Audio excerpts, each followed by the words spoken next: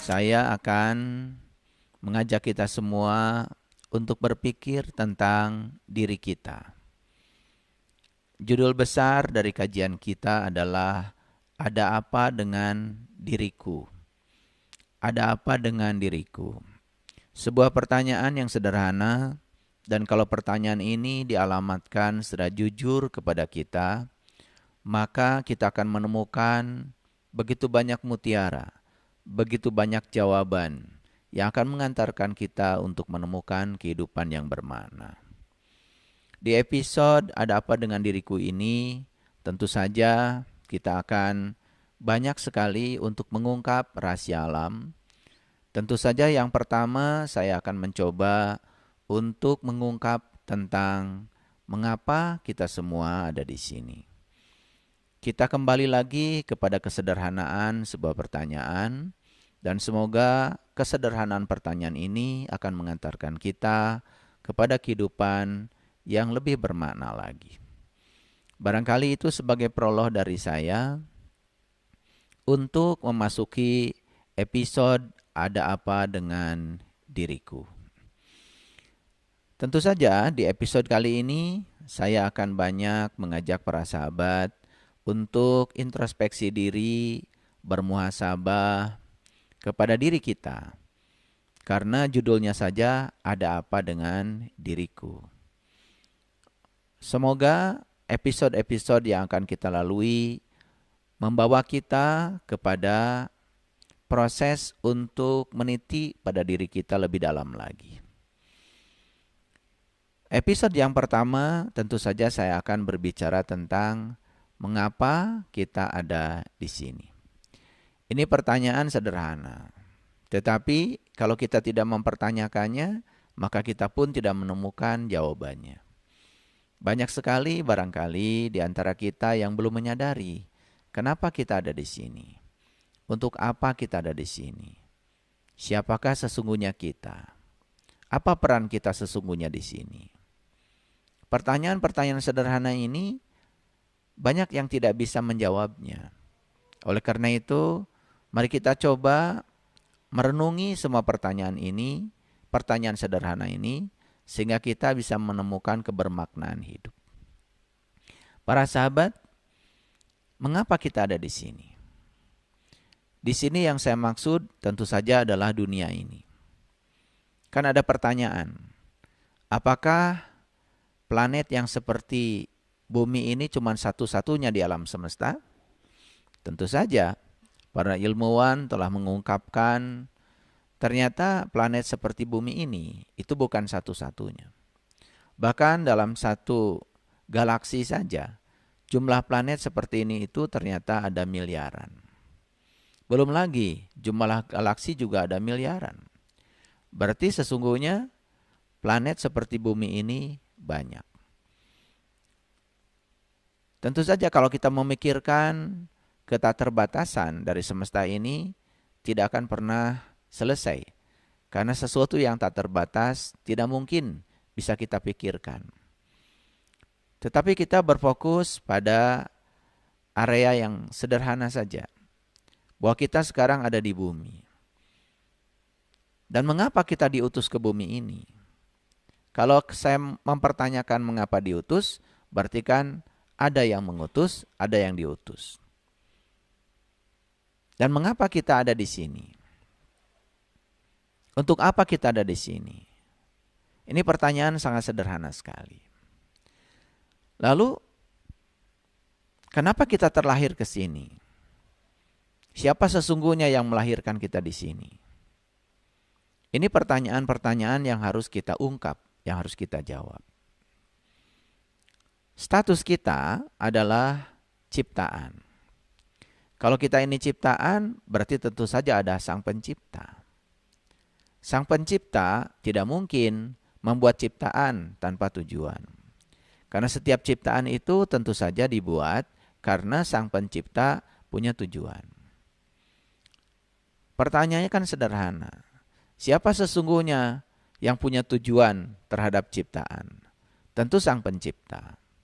Jadi kalau kita adalah ciptaan, berarti ya yang punya tujuan tentang ciptaan kita, ya, itu adalah Sang Pencipta. Karena ada pertanyaan lagi ya, kalau kita ini ciptaan, dicipta oleh Sang Pencipta, terus Sang Pencipta membuat ciptaan untuk apa?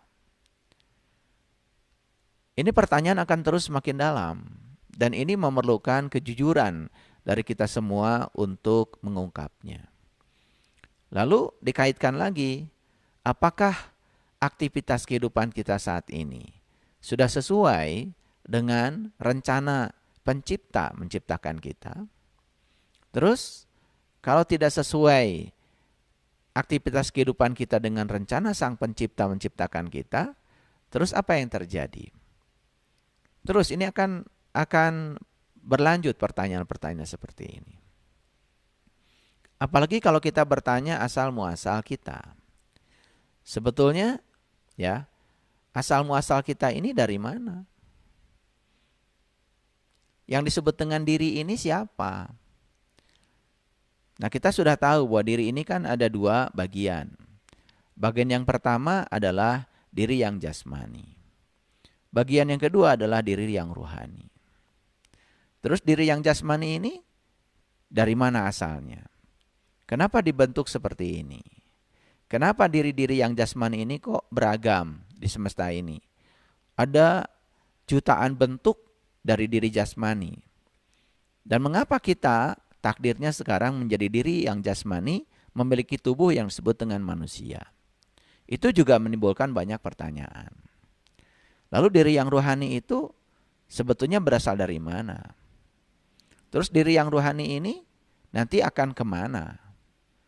Terus diri yang ruhani ini sebetulnya siapa? Itu juga akan melahirkan begitu banyak pertanyaan. Nah, sederhananya kita kan sering mengatakan bahwa kita ini ya diciptakan oleh Tuhan, diciptakan oleh Allah, tentu saja untuk menjalankan ya rencana Allah. Sekarang untuk menjalankan rencana Allah itu berarti kita harus tahu tujuan Allah dong dengan penciptaan kita. Coba sekarang kalau saya mengemukakan satu pertanyaan sederhana saja. Apakah kita saat ini sudah tahu apa sih tujuan Allah untuk penciptaan diri kita? Kelihatan pertanyaan ini sederhana, tetapi untuk menjawabnya juga tidak semudah itu. Apalagi kalau kita bertanya lebih jauh lagi. Kenapa ya wajah manusia ini dari 8 miliar penduduk bumi saat ini kok berbeda-beda wajahnya? Kenapa setiap manusia itu unik? Dan setiap manusia punya watak yang berbeda. Setiap manusia punya kesenangan yang berbeda. Setiap manusia punya bakat yang berbeda. Setiap manusia diperankan dengan keahlian yang berbeda. Mengapa harus berbeda? Ini juga akan menimbulkan begitu banyak pertanyaan. Nah, kira-kira itulah di episode Ada Apa Dengan Diriku itu yang akan kita ungkap rahasia-rahasianya. Jadi saya sengaja membuat episode ini, semoga ini bisa meningkatkan kesadaran kita. Sehingga kita bisa menemukan tujuan hidup yang lebih fokus lagi setelah mendengarkan kajian-kajian ini. Kalau kita merujuk kepada kitab suci, kita sering mendengar Allah sendiri yang berfirman, "Tidaklah aku ciptakan jin dan manusia, kecuali untuk menyembahku, kecuali untuk berbakti kepadaku." Nah, siapa sesungguhnya jin itu? Siapa sesungguhnya manusia itu? Kenapa ya? Seolah-olah hanya jin dan manusia saja yang harus berbakti kepadanya. Sementara kan makhluk Allah itu banyak sekali. Terus yang lain kenapa tidak diperintahkan untuk berbakti? Lalu baktinya mereka seperti apa? Itu juga akan menimbulkan begitu banyak pertanyaan. Jadi kalau kita rajin mengalirkan pertanyaan pada diri kita, maka semesta juga akan dengan rajin mengalirkan jawaban kepada kita. Jadi pertanyaan itu seperti kail yang dikasih umpan dilempar ke laut. Makanya siapapun yang rajin menimbulkan pertanyaan seperti orang yang melemparkan kail dengan umpan ke laut. Maka ada harapan untuk mendapatkan ikan. Jadi lebih bagus bertanya daripada tidak sama sekali. Walaupun ya jawaban atas pertanyaan itu mungkin tidak datang saat ini. Tapi kalau kita mempertanyakan, hanya soal waktu yang akan menjawabnya. Karena waktu itu sangat jujur. Apapun yang kita pertanyakan akan datang pada waktunya yang tepat. Ada kata-kata yang sangat bagus, ya, kata-kata dari Tiongkok yang mengatakan, ya, guru akan datang kalau murid sudah siap. Siapa sih sesungguhnya guru itu?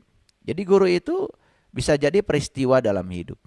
Segala peristiwa dalam hidup akan datang tergantung kesiapan dari sang murid. Murid mempertanyakan apa? Tentu saja itu yang akan datang sebagai jawaban. Nah, kita ini sebetulnya adalah murid. Kita semua adalah murid-murid kehidupan. Kita ini adalah murid-murid abadi di sekolah kehidupan ini.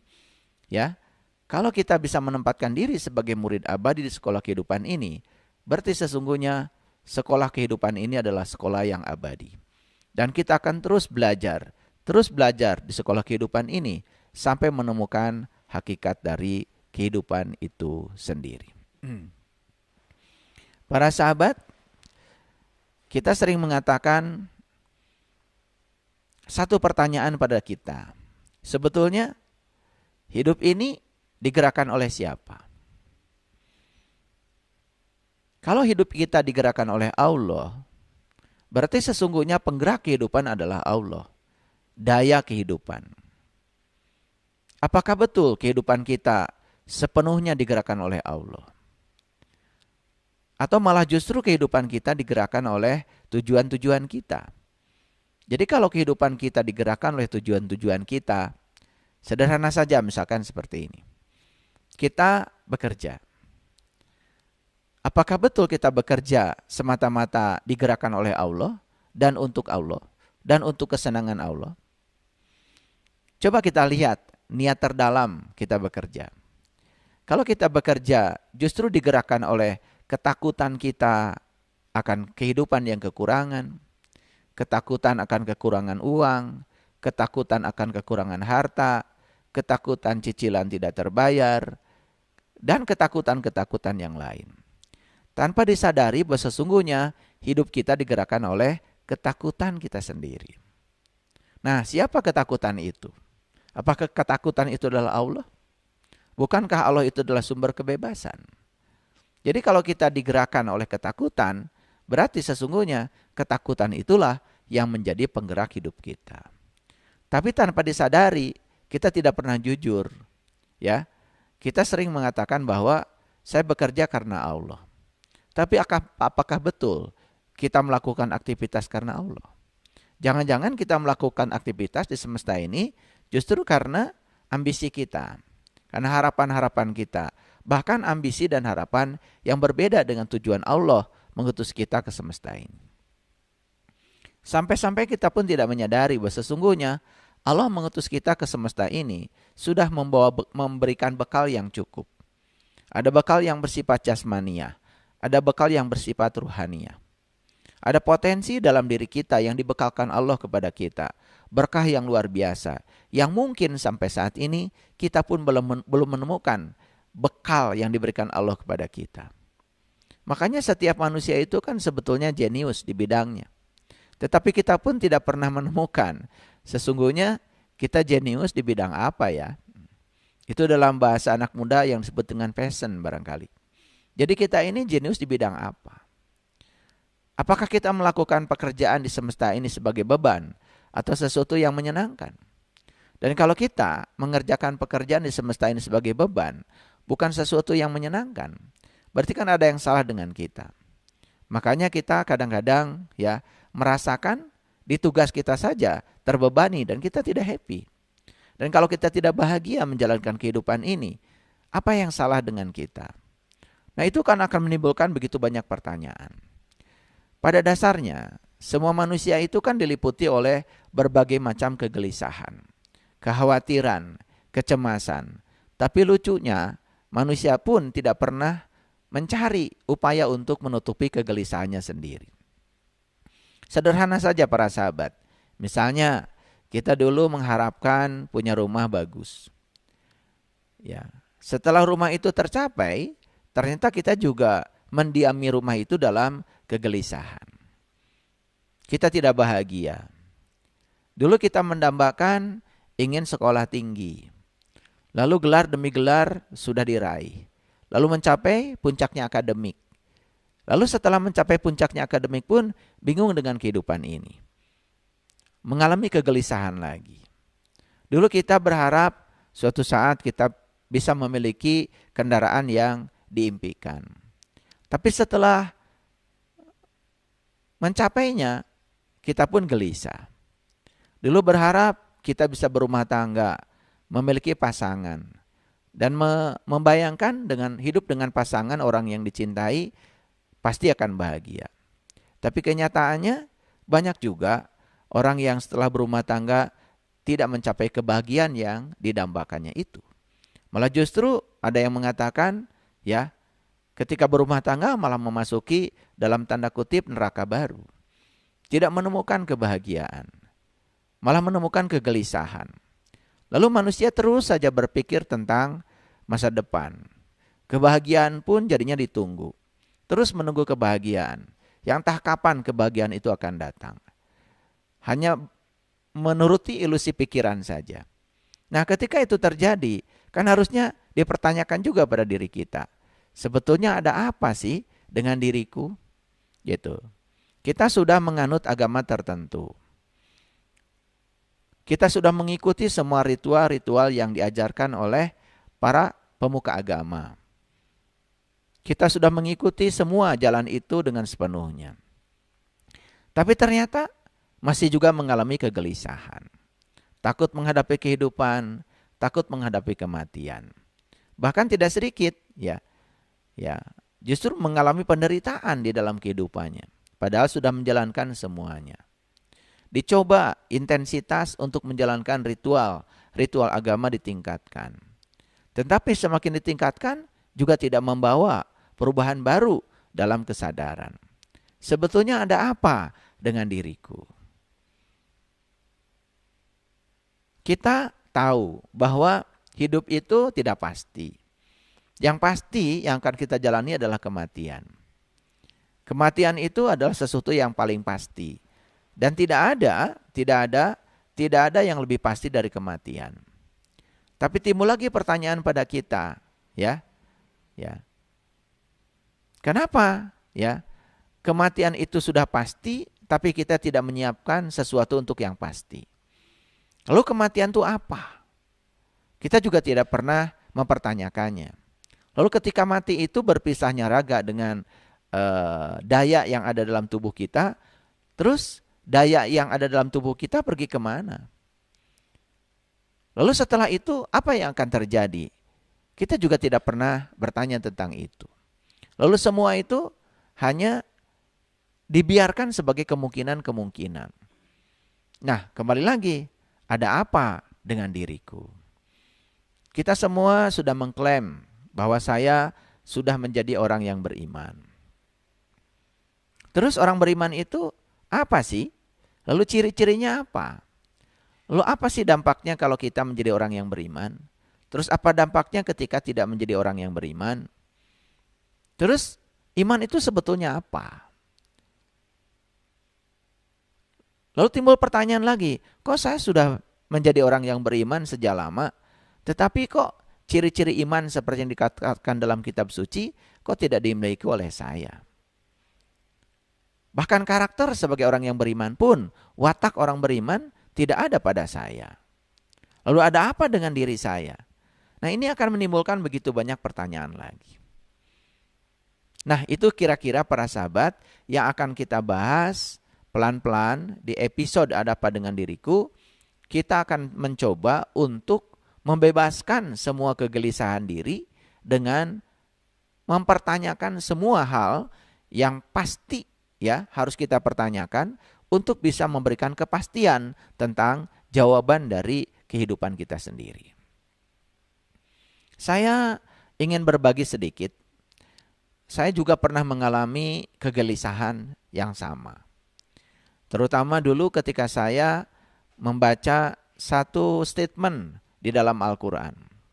Statement ini saya baca di Quran beberapa surat sebetulnya. Tapi yang paling pokok statement ini saya baca di Quran surat Al-Waqiah. Jadi kalau kita membaca surat Al-Waqiah, itu di bagian tengah dari surat Al-Waqiah, ayat 83, 84, 85, 86, itu ada pernyataan yang bagi saya itu sangat menggelisahkan. Maka ketika nyawamu sampai di kerongkongan, pada saat itu kamu harus melihat. Aku lebih dekat kepada kamu, tetapi mengapa kamu tidak melihat? Nah, kalau pertanyaan itu ya dipertanyakan dengan penuh kesadaran, kan pertanyaan itu juga akan berantai. Apa rantai dari pertanyaan itu? Maka ketika nyawa sampai di kerongkongan, itu kan berarti saya akan mengalami yang namanya sakaratul maut. Terus ada pertanyaan, apa sih sakaratul maut itu? Kan itu pertanyaannya. Lalu apalagi ketika kita membaca secara jujur, pada saat itu kamu seharusnya melihat. Kan ada pertanyaan lagi. Kalau saya harus melihat saat itu, mata mana yang harus melihat? Terus, kalau saya harus melihat, apa yang harus saya lihat? Kalau saya harus melihat, ya, dengan cara apa saya harus melihat? Kan pada saat seseorang sedang mengalami sakaratul maut, yang jelas mata fisik kan sudah mulai tertutup. Bahkan ya walaupun mata fisik masih terbuka, tetapi kan kesadaran tentang mata fisik itu sudah mulai hilang. Kemampuan melihat itu sudah dikurangi. Kemampuan mendengar sudah dikurangi. Lewat proses sakit misalkan yang diderita berbulan-bulan atau bertahun-tahun. Kan semua daya itu sudah mulai berkurang. Daya untuk menikmati makanan sudah berkurang. Daya untuk melangkahkan kaki sudah berkurang. Daya untuk menggerakkan tangan sudah berkurang. Daya untuk memikirkan sesuatu sudah berkurang. Kan sebetulnya ya kalau kita mau jujur, kematian itu sudah berlangsung dari sekarang. Bahkan sel-sel dalam tubuh kita pun sudah mengalami yang namanya kematian.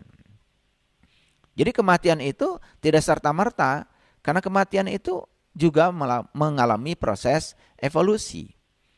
Jadi ada pertanyaan lagi, ya, ketika kita mati nanti, ya, apa yang harus saya lihat? Lalu dengan mata mana saya harus melihat? Bagaimana caranya supaya saya bisa melihat? Wah, banyak sekali ya pertanyaan harus kita jawab. Berikutnya ada lagi pertanyaan. Terus kalau saya saat sakaratul maut itu tidak melihat, apa yang terjadi dengan masa depan saya kalau saya tidak melihat? Apa akibatnya yang harus saya tanggung kalau saya tidak melihat? Dan kalau saya melihat, bagaimana perjalanan saya ke depannya? Itu juga menimbulkan begitu banyak pertanyaan. Jadi Allah mengatakan dalam Al-Quran, aku bersamamu. Bahkan aku lebih dekat daripada urat nadi lehermu. Tapi mengapa saat itu kamu tidak melihatku? Itu pertanyaan. Ada lagi ayat lain ya. Di Quran Allah mengatakan, ketika aku sudah selesai meniupkan ruhku kepadamu. Kan Allah kemudian bertanya, apakah aku ini Tuhanmu? Alastu bi rabbikum? Kemudian kita saat itu bisa menjawab, qalu bala syahidna. Ya, aku menyaksikan. Pernah nggak ada pertanyaan pada diri kita? Oh, jadi saat itu berarti saya sudah menyaksikan. Nah, saat itu di mana? Kapan? Pernah nggak bertanya seperti itu? Lalu selanjutnya, kalau saat itu saya sudah menyaksikan, kan timbul pertanyaan lagi. Loh, kenapa? Kan harusnya kalau sudah menyaksikan, apa yang disaksikan itu masih bisa diingat. Lalu timbul lagi pertanyaan, kenapa sekarang saya tidak bisa mengingat yang sudah saya saksikan itu? Apa yang menyebabkan saya melupakan yang sudah saya saksikan? Timbul lagi pertanyaan. Terus bagaimana jadinya dengan diri saya? kalau saya mati nanti dalam keadaan saya belum bisa mengingat kembali apa yang pernah saya saksikan itu. Kan timbul banyak pertanyaan. Ada lagi ya ayat lain yang mengatakan ya, dalam Quran Allah mengatakan ya, nanti suatu saat Allah akan menghimpunkan kita dalam keadaan buta. Padahal kan sebetulnya kita sekarang ini dalam keadaan melihat. Terus pada saat dihimpunkan dalam keadaan buta, kan timbul pertanyaan. Di mana kita akan dihimpunkan? Yang kedua, kenapa kita jadi buta? Kan dulunya kita orang-orang yang melihat, bahkan pernah menyaksikannya. Timbul lagi begitu banyak pertanyaan. Ada lagi ayat lain yang mengatakan, barang siapa yang buta di dunia, lebih buta lagi di akhirat. Dan jalannya lebih sesat. Itu Quran. Ada nggak pertanyaan pada diri kita? Buta di dunia itu buta apa? Terus gimana caranya supaya kita tidak buta di dunia? Supaya kita juga tidak buta di akhirat. Kan timbul lagi pertanyaan. Apa sih akhirat itu? Seperti apa kehidupan di akhirat? Dan mengapa di sana tidak boleh buta? Mengapa di dunia tidak boleh buta? Dan mengapa kalau buta di dunia, kita juga akan buta di akhirat? Dan jadinya lebih sesat. Ketika di dunia, kan kita memiliki mata. Itu mata lahir kita. Apakah cukup ketika di dunia kita hanya menggunakan satu mata, namanya mata lahir? Apakah ada mata lain dalam diri kita yang harus kita fungsikan ketika kita di dunia? Dan bagaimana kalau kita tidak berhasil memfungsikan mata itu saat kita di dunia? Banyak gak pertanyaan? Banyak kan pertanyaan? Ada lagi pertanyaan. Di Quran Allah mengatakan, ya, kerjakan sholat. Sesungguhnya sholat itu bisa mencegah seseorang dari perbuatan keji dan munkar. Ada nggak pertanyaan pada diri kita? Apakah sholat saya sudah bisa mencegah saya dari perbuatan keji dan munkar? Mengapa sholat saya tidak mencegah saya dari perbuatan keji dan munkar? Mengapa sholat saya tidak berdampak kepada kehidupan saya? Banyak nggak pertanyaan? Banyak kan pertanyaan? Dan lain sebagainya. Sehingga rangkaian pertanyaan ini akan menjadi asik. Nah, inilah kira-kira yang akan kita bahas di episode Ada Apa Dengan Diriku. Jadi akan banyak sekali pertanyaan para sahabat yang kita pertanyakan pada diri kita. Yang dibutuhkan oleh kita untuk belajar episode ini cuma satu. Apakah pertanyaan itu pernah dipertanyakan oleh kita? Yang kedua, apakah pertanyaan itu secara serius dicari jawabannya oleh kita? Yang ketiga, apakah kita sungguh-sungguh ingin mengetahui jawaban dari pertanyaan itu? Kalau kita sungguh-sungguh ingin mengetahui jawaban dari pertanyaan itu, yang dipertanyakan oleh kita pada diri kita sendiri, percayalah sama saya, Sang Guru kehidupan yang tidak pernah meninggalkan kita dalam diri kita, akan membimbing kita untuk memandu, menemukan jawaban atas semua pertanyaan kita. Selamat datang di episode Ada Apa Dengan Diriku. Terima kasih. Assalamualaikum warahmatullahi wabarakatuh.